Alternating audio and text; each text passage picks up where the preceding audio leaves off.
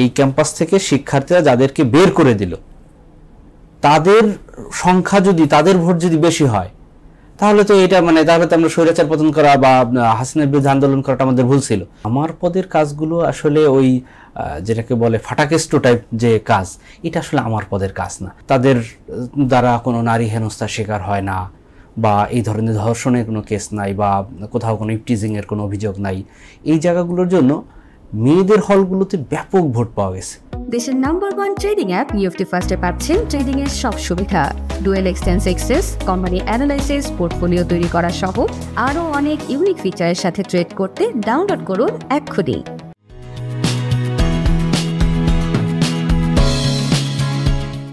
সুপ্রিয় দর্শক, আপনাদের সবাইকে স্বাগত জানাচ্ছি বাণিজ্য প্রতিদিনের বিশেষ আয়োজন আগামী রাজনীতি। আপনারা জানেন আমরা এই অনুষ্ঠানে আলোচনা করে থাকি রাজনৈতিক বর্তমান অবস্থা এবং আগামীতে আমরা কেমন রাজনীতি দেখতে চাই। আজকে এমন একজন অতিথি আপনাদের সামনে হাজির করেছি যিনি আসলে জুলাই আন্দোলনে এই ফ্যাসিবাদ মুক্ত বাংলাদেশ গঠন করার জন্য নিজের চোখে বিলিয়ে দিয়েছেন। একই সাথে সাম্প্রতিক সময়ে যেই একটি বিরতির পরে ঢাকা বিশ্ববিদ্যালয়ের নির্বাচন, ডাকসু নির্বাচনের কেন্দ্রীয় সংসদের আন্তর্জাতিক বিষয়ক সম্পাদক হিসেবে নির্বাচিত হয়েছেন জনাব জসিমউদ্দিন খান। আজকের অনুষ্ঠানে আপনাকে স্বাগত জানাচ্ছি। ধন্যবাদ জসিম ভাই। শুরুতে আপনাকে ধন্যবাদ জানাচ্ছি, আপনি ঢাকা বিশ্ববিদ্যালয়ের মতো একটি প্রাচ্যের যে অক্সফোর্ড খ্যাতি বিশ্ববিদ্যালয়ের কেন্দ্রীয় সংসদের নির্বাচনে আন্তর্জাতিক সম্পাদক হিসেবে নির্বাচিত হয়েছেন। আপনার এই কথাটা আমার ভালো লাগলো যে নির্বাচিত হয়েছে। আমাকে অনেকে বলে যে ভাই আপনি বিজয়ী হয়েছেন, তো আমি সবসময় বলি যে আমরা যারা নির্বাচন করছি, আমার প্রতিদ্বন্দ্বী যারা ছিল বা যারা বিভিন্ন পদে নির্বাচন করছে, আমরা সবসময় বলি আমরা সবাই বিজয়ী। আমরা নির্দিষ্ট কয়েকজন, যেহেতু 28টা পদ, তো আমরা নির্বাচিত যারা, কিন্তু বিজয়ী আমরা সবাই।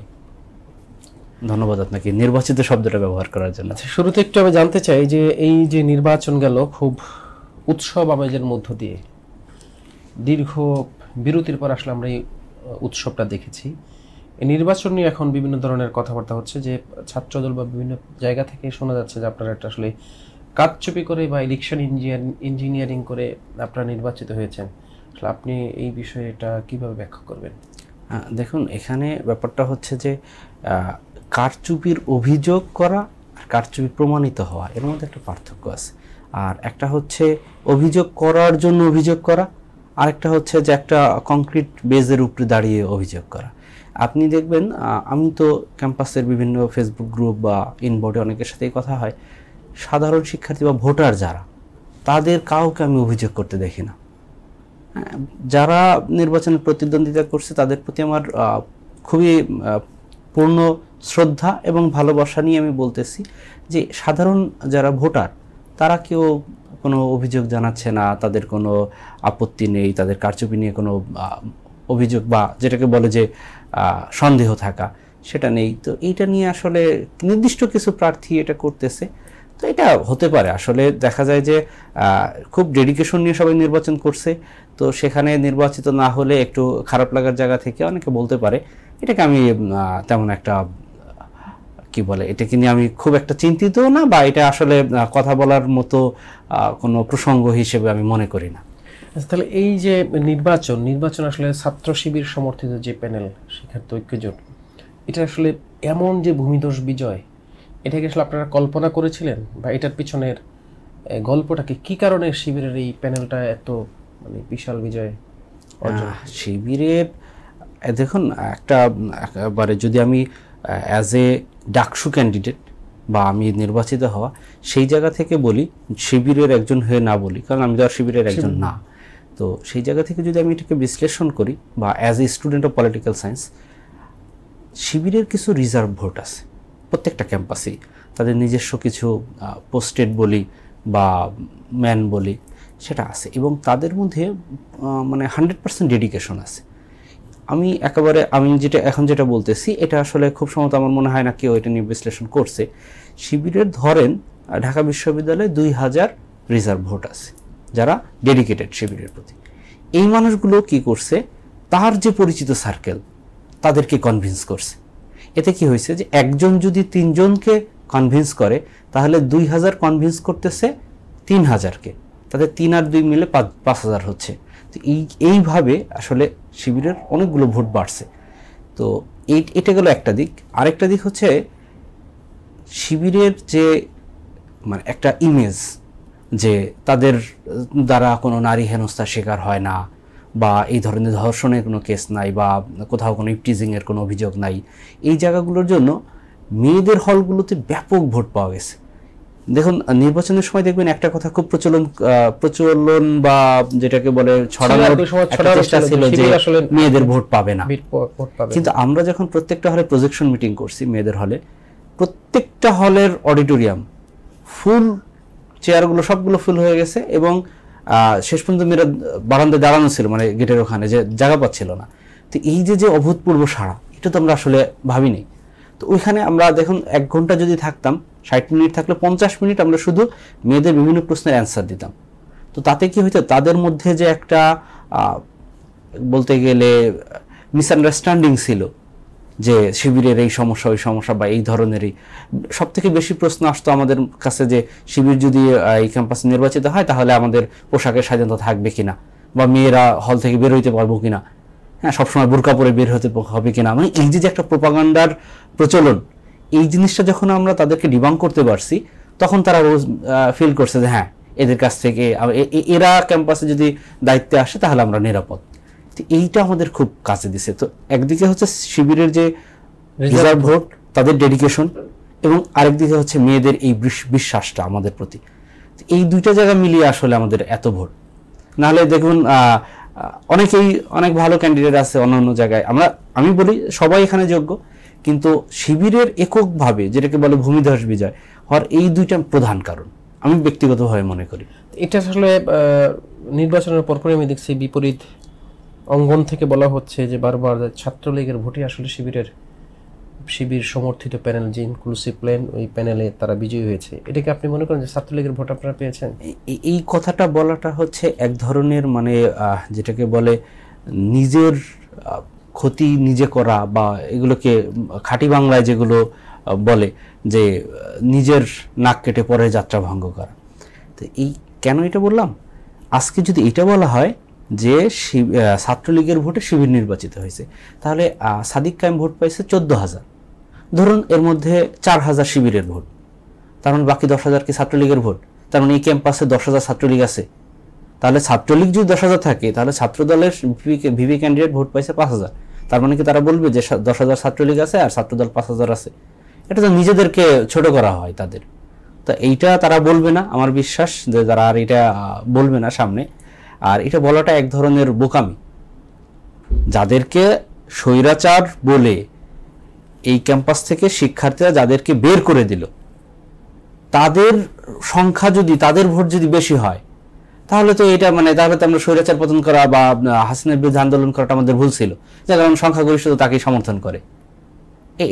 এই প্রোপাগান্ডাটা বা এই কথাটা বলাটা এক ধরনের মানে খুবই নোংরা রাজনীতি। মানে এটা স্বৈরাচারের কাছে নিজেদের গ্রহণযোগ্যতা কমানো, যে আমাদের থেকে স্বৈরাচার ভালো, এমন একটা তৈরি করা। একটু এবার জানি আসলে আপনার যেই নির্বাচনী ইশতেহার, এই নির্বাচনী ইশতেহার আসলে কি ছিল? আমার নির্বাচনী ইশতেহারে দেখুন, নির্বাচনী ইশতেহার আমি সহ আরও আমার পদে প্রতিদ্বন্দ্বিতা করছি 14 জন। আমি সবার ইশতেহারটা দেখছি, মোটামুটি সবারটা এখনও পাইনি। তো ইশতেহারগুলো বেশিরভাগই সেম, খুব বেশি পার্থক্য নাই। কিন্তু আমি শিক্ষার্থীরা আমাকে নির্বাচিত করার অন্যতম একটা কারণ হচ্ছে আমি ঘোষণা দিয়েছিলাম যে আমি যদি নির্বাচিত হতে পারি তাহলে আমার পদে যে 14 জন প্রার্থিতা করতেছে আমি সবার ইশতেহার এক জায়গা করব, এবং এই 14 জনকে নিয়ে আমি একটা টিম করব। আমি জয়ী হওয়া মানে 14 জনের সবাই জয়ী হওয়া, এবং আমি এটা করার চেষ্টা করতেছি। এখনও আমি সবার সাথে যোগাযোগ করতেছি, সবার ইশতেহার এক জায়গায় মানে একত্র করার চেষ্টা করতেছি, এবং আমার ইচ্ছা আমি 14 জন মিলে একটা টিম করব, সবার ইশতেহারের সবগুলো প্রতিশ্রুতি আমরা পূরণ করার চেষ্টা করব। আপনার আসলে এক্সক্লুসিভে যে ইশতেহার, আসলে আপনার ইশতেহার কি ছিল?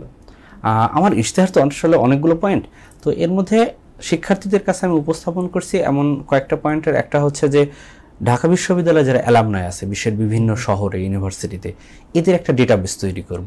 এতে কি হবে, আমার ইউনিভার্সিটির যারা এখন ইউনিভার্সিটির রানিং স্টুডেন্ট, তারা যে কোনো প্রয়োজনে তার যে অ্যালামনাই আছে, তার যে সাবেক আছে বিশ্বের বিভিন্ন ইউনিভার্সিটি, সেটা অক্সফোর্ড হোক ক্যামব্রিজ হোক, সেখানে তার সাথে সে কন্ট্যাক্ট করতে পারবে, যোগাযোগ করতে পারবে।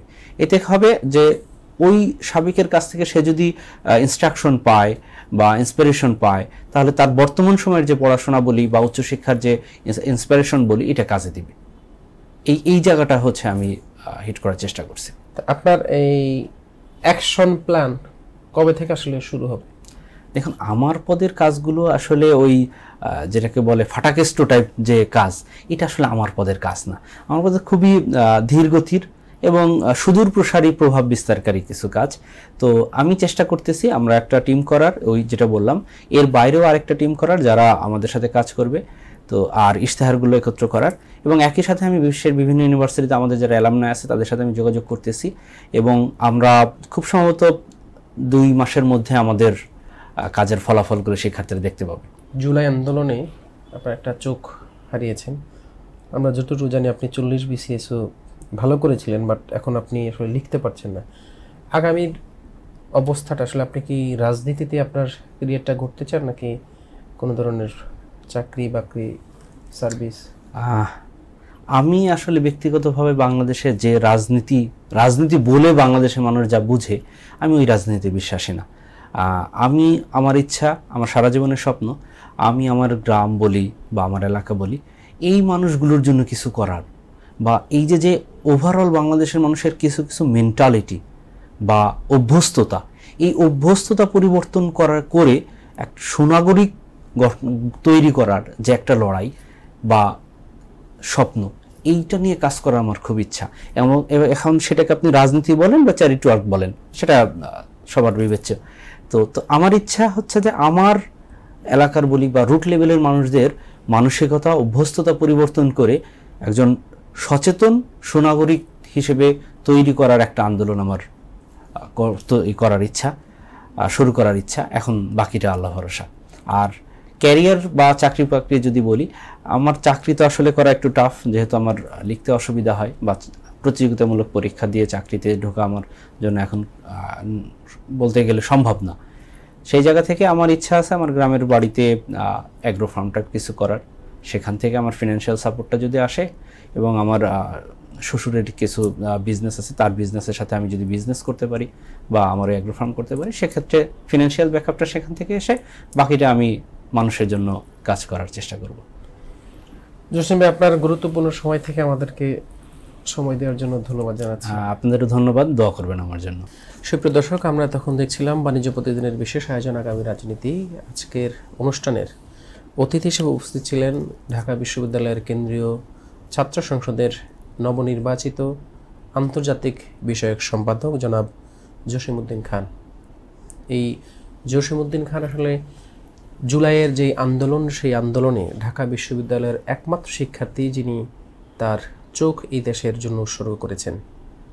আজকের অনুষ্ঠানে তাকে আবারও ধন্যবাদ জানিয়ে আপনাদের মাঝ থেকে বিদায় নিচ্ছি। আগামীতে অন্য কোনো অতিথি নিয়ে আবারও হাজির হব। সেই পর্যন্ত ভালো থাকবেন, সুস্থ থাকবেন। আল্লাহ হাফিজ। দেশের নাম্বার 1 ট্রেডিং অ্যাপ নিফটি ফার্স্টে পাচ্ছেন ট্রেডিং এর সব সুবিধা, dual এক্সটেন্স access, company analysis, portfolio তৈরি করা সহ আরও অনেক ইউনিক ফিচারের সাথে ট্রেড করতে ডাউনলোড করুন এক্ষুনি।